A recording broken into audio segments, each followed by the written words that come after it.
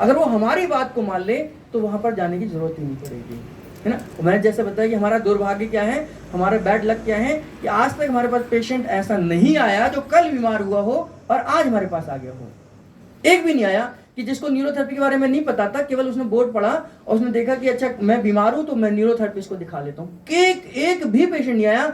19 साल तो मुझे होने जा रहे हैं कि मैं बीमार हुआ था और मैंने न्यूरोथेरेपी के बारे में सुना था, मैं आ गया हूँ आपके पास, मुझे ठीक कर दो।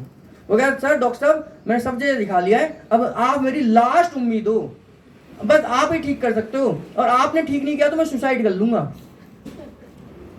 ऐसे भी पेशेंट आते हैं हमारे पास। एक रेलवे में जॉब कर रहे थे, रेलवे में जॉब थी और वो पेट से बहुत परेशान थे। IBS हो गया, डॉक्टर ने कहा IBS है, किसी ने कहा कोलाइटिस है, किसी ने कुछ कहा, हमने कहा नाभि नले कोडी की समस्या है। तो और वो कुछ भी खाएं उनका वजन ही ना बढ़े, वो इतने डिप्रेशन में हो गए कि उन्होंने रेलवे की जॉब छोड़ दी।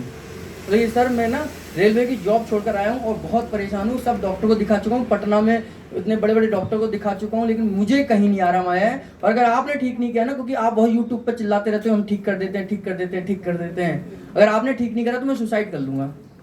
मैंने भैया ठीक हो ना हो सुसाइड मत करना, पता चला तू मेरा नाम लिख के चला जाए पीछे कि इन्होंने ठीक नहीं करा और मैं सुसाइड कर रहा हूँ।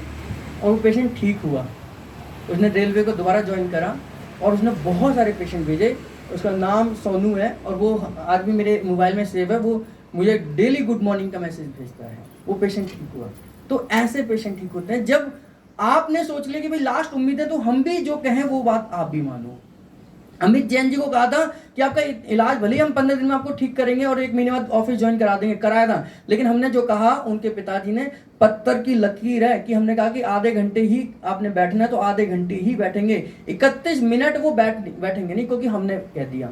हमने कहा कि आपने राजमा नहीं खाने हैं क्योंकि ये गैस बनाएगा तो आपकी बीमारी बढ़ जाएगी।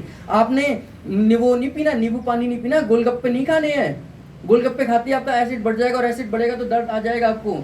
तो ऐसा नहीं कि अच्छा डॉक्टर साहब तो देख नहीं रहे, एक गोलगप्पा खा ही लेता हूं मैं। तो एक गोलगप्पा जैसे ही खाएंगे आप, दूसरे दिन आप गोलगप्पा हो जाएंगे, है ना। फिर आते हैं सर दर्द बढ़ गया, कल क्या खाया था सर, कुछ नहीं खाया था, बस एक ही गोलगप्पा खाया था। अरे एक गोलगप्पे से भी आपका खराब हो सकता है। कैसे खराब हो सकता है, कैसे खराब हो सकता है? होम्योपैथी की गोली कितनी बड़ी होती है? इतनी बड़ी होती है ना, इतनी बड़ी नहीं होती, इतनी होती होगी, बहुत छोटी होती है, साबूदाना जैसी होती है, इतनी बड़ी तो नहीं होती ना, या इतनी बड़ी होती है होम्योपैथी की गोली? नहीं, साबूदाने के बराबर एक गोली है, वो भी अपना असर दिखाती है, तभी तो बीमारी ठीक कर रही है। अगर असर ही नहीं होता तो बीमारी कैसे ठीक करती है? जब वो छोटी से होम्योपैथी की गोली अपना असर दिखा सकती है तो गोलगप्पा तो भी बड़ा है। गोलगप्पा इतना बड़ा तो होता ही है, उसके अंदर पानी भी भरा होता है, उसके अंदर टाटरी भरी होती है, उसके अंदर एसिड बड़ा होता है।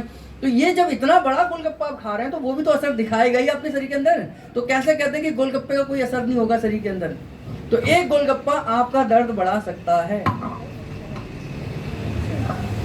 तो गोलगप्पा भी आपका असर अपना दिखा सकता है। तो इस तरीके से आपको ये समझना है कि हर चीज अगर हमने कह दी कि ये नहीं खाना तो नहीं खाना है, तो जाकर ट्रीटमेंट असर करेगा ना, क्योंकि हमने कोई मेडिसिन थोड़ी देनी है, आपके शरीर के अंदर मेडिसिन बनानी है। ठीक है, तो कहाँ पहुंच गए थे हम? पार्किंसन हो गया, कैंसर भी हो गया, चौथा था MD मस्कुलर डिस्ट्रॉफी, है ना। मस्कुलर डिस्ट्रॉफी कहते हैं MD को।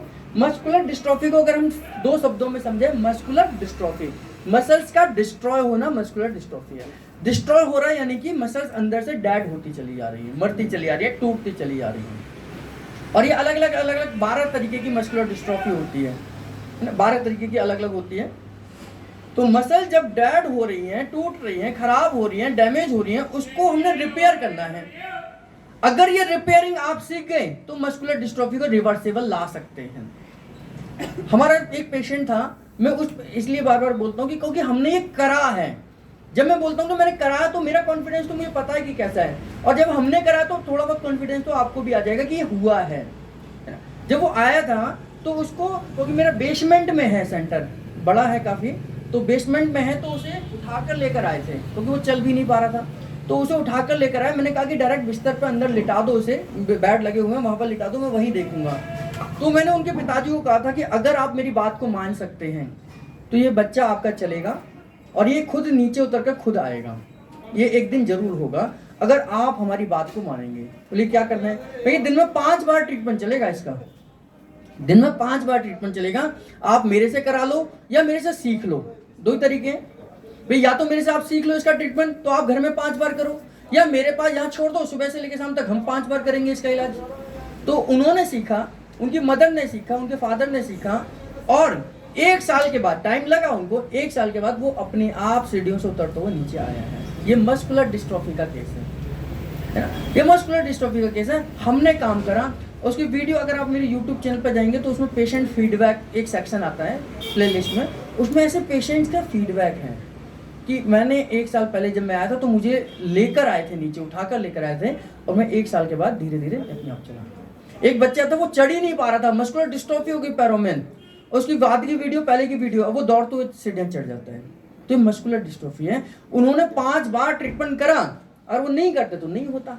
अगर मैंने कहा कि 5 बार होगा तो हो चाहिए, क्योंकि हमें उस बीमारी को कंट्रोल करना है। जिसकी स्पीड 25 है तो उसे अगर हमें कंट्रोल करना है तो अपनी स्पीड को 30 पर लेके जाना पड़ेगा हमें, तब जाकर होगा। अगर हम सोचे दिन में 1 ही बार ट्रीटमेंट हो जाए और हम 25% उसको ठीक कर ले तो नहीं होगा। हमारी तो 10 की स्पीड चलेगी ऐसे तो।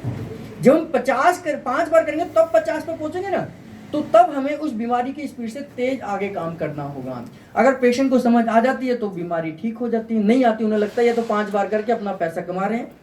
भाई आप सीख लो, आप भी तो आप सीखेंगे। मैं आपको यहाँ सिखाऊंगा कि हम 10 पेन कैसे देते हैं, इंसुलिन को कैसे ठीक करेंगे। मैं कहता हूँ दिन में 5 बार करिए, आप 3 दिन बाद चेक करो ना शुगर, क्या दिक्कत है? आप सेल्फ करेंगे तो इलाज रिजल्ट मिल जाएगा, नहीं करेंगे तो नहीं मिलेगा। अभी आपको सिखा देता हूँ कि हम इंसुलिन